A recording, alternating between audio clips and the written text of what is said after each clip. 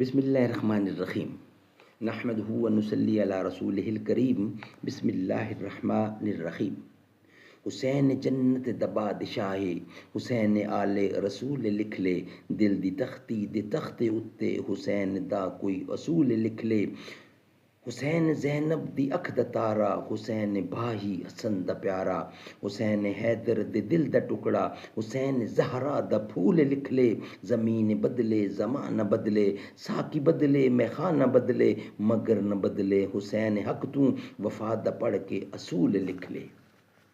سید الشہداء حضرت حمزہ رضی اللہ عنہ۔ حضرت حمزہ رضی اللہ عنہ کے نبی کریم صلی اللہ علیہ وسلم سے کئی رشتے تھے۔ حضور کے حقیقی چچا بھی تھے اور خالہ زاد بھائی بھی۔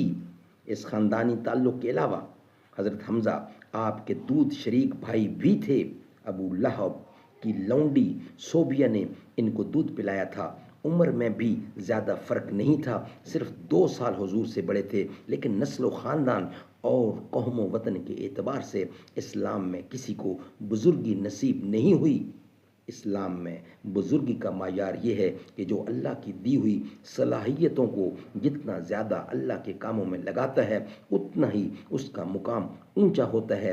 اللہ تعالیٰ نے حضرت حمزہ کو سپہ گری اور پہلوانی کا جوہر زیادہ سے زیادہ عطا فرمایا تھا۔ حضرت حمزہ نے بھی اللہ تعالیٰ کی اس نعمت کا حق اور شکر اس طرح ادا کیا کہ رسول خدا کی زبان سے سید الشہداء تمام شہیدوں کے سردار کا لقب پایا۔ حضرت حمزہ کی والدہ حالہ بنت وہب سرور کائنات کی والدہ حضرت آمنہ کی چچا زاد بہن تھی۔ سبحان اللہ سبحان اللہ۔ سنو اے لوگو تمہیں بتاؤں حسین سنیوں کی جان کیسا، کربلا کا حسین شہزادہ حسین جنتی جوان کیسا۔ حضرت حمزہ کو بچپن ہی سے پہلوانی اور سیر و شکار کا بڑا شوق تھا۔ تیر اور تلوار رات دن کا مشغلہ تھا۔ توحید کی آواز گھر ہی سے بلند ہوئی اور مکے کی گلیوں میں گونج گئی۔ 38 ہوش مند حضرات نے اسلام قبول کر لیا، لیکن انہیں سیر و شکار اور تیر و تلوار نے اتنی فرصت نہ دی کہ ادھر متوجہ ہوتے۔ اللہ تعالیٰ نے اسلام کی طرف عجیب طریقہ سے رہنمائی فرمائی۔ ایک دن شکار سے واپس آ رہے تھے، شہر میں داخل ہوئے، راستے میں لونڈی ملی۔ اس نے کہا کاش تھوڑی دیر پہلے تم آ جاتے تو اپنے بھتیجے محمد کا حال دیکھتے۔ وہ خانہ کعبہ میں اپنے مذہب کا وعظ کہہ رہے تھے کہ ابو جہل نے سخت گالیاں دیں اور بہت بری طرح ستایا، لیکن محمد نے کچھ جواب نہ دیا اور بے بسی کے ساتھ لوٹ آئے۔ یہ سننا تھا کہ خون نے جوش مارا اور تڑپ گیا اور تیزی کے ساتھ خانہ کعبہ کی طرف بڑھے۔ غصے سے اتنا بے تاب ہو رہے تھے کہ راستے میں ملنے والے دوستوں کی طرف بھی متوجہ نہ ہوئے۔ سیدھے خانہ کعبہ پہنچے۔ ابو جہل کو دیکھا، وہ اپنے اہالی و موالی کے درمیان وہاں موجود تھا۔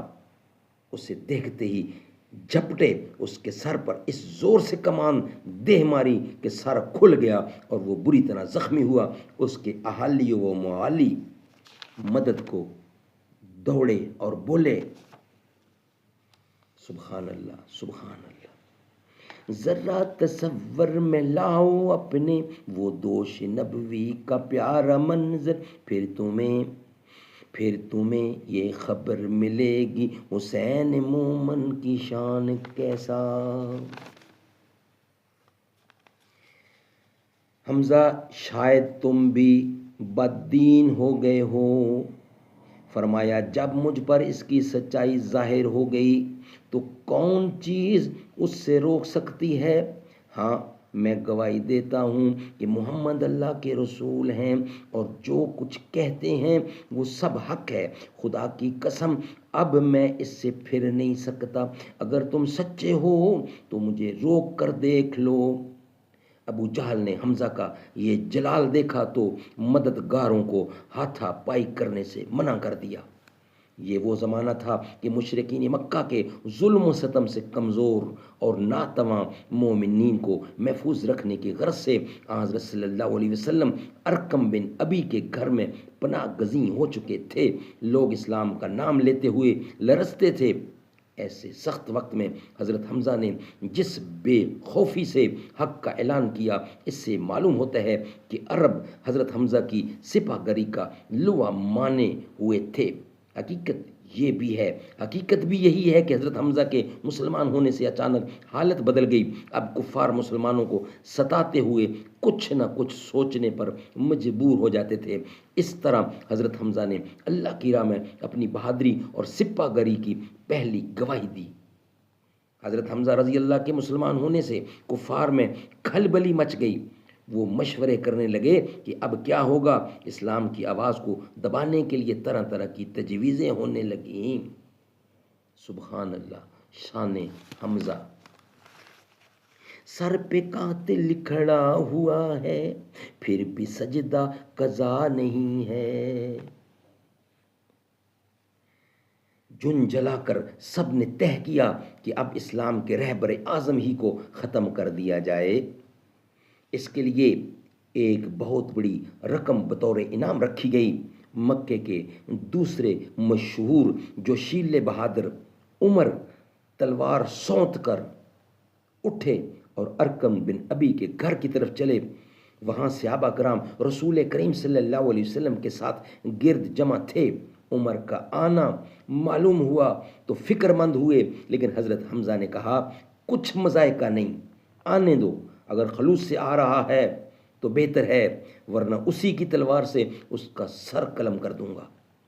یہ تھی حضرت حمزہ کی بہادری، اور یہ تھا اللہ کی دی ہوئی بہادری پر بھروسہ۔ اور سنیے، عرب کی قوم وہ قوم تھی جو نسل و خاندان کے اعتبار سے نہایت مغرور واقع ہوئی تھی۔ بہت سے ذی ہوش محض اسی غرور کی وجہ سے اسلام کی دولت سے محروم رہے۔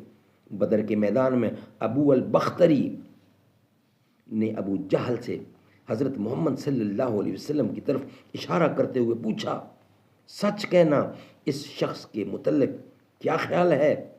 ابو جہل نے جواب دیا، اس کی سچائی میں کوئی شک نہیں، مگر یہ کیسے ہو سکتا ہے کہ ہم بلال کے برابر بیٹھیں؟ بلال رضی اللہ عنہ غلام تھے اور مسلمان ہو گئے تھے۔ سبحان اللہ، سبحان اللہ۔ سر مبارک جھکا ہوا تھا، نماز سرور پڑھا رہے تھے۔ اس زمانے میں غلاموں کو اتنا نیچ اور پست سمجھا جاتا تھا کہ آج کل اس کا تصور نہیں کیا جا سکتا۔ اچھوتوں اور افریقہ کے کالوں کے ساتھ جو برتاؤ رکھا گیا ہے، اس سے اس زمانے کے غلاموں کو ذرا بھی ناپا نہیں جا سکتا۔ لیکن صحابہ کرام کو اللہ تعالیٰ نے وہ توفیق عطا فرمائی تھی کہ کالے گورے، اونچے نیچے، غریب امیر، ذات پات غرض کے کسی طرح کی عصبیت کا شائبہ بھی باقی نہ رہا۔ حضرت حمزہ ہی کی مثال سامنے ہے۔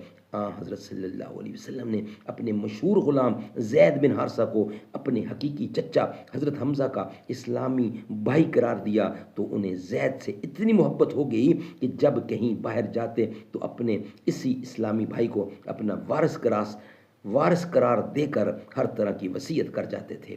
اس طرح حضرت حمزہ ہر طرف سے کٹ کر اسلام ہی کے ہو رہے۔ پہلوانوں سے جو نسبت اور محبت ہوتی ہے وہ سب کو معلوم ہے، لیکن حضرت حمزہ نے تمام دوستیاں، تمام نسبتیں، تمام تعلقات یک لخت ختم کر دیے اور اللہ کی طرف یکسو ہو گئے۔ اس کے بعد جو زندگی پہلوانی، سپاگیری اور سیر و تفریح اور شکار میں بسر ہو رہی تھی، وہ اسلام کی راہ میں کام آنے لگی۔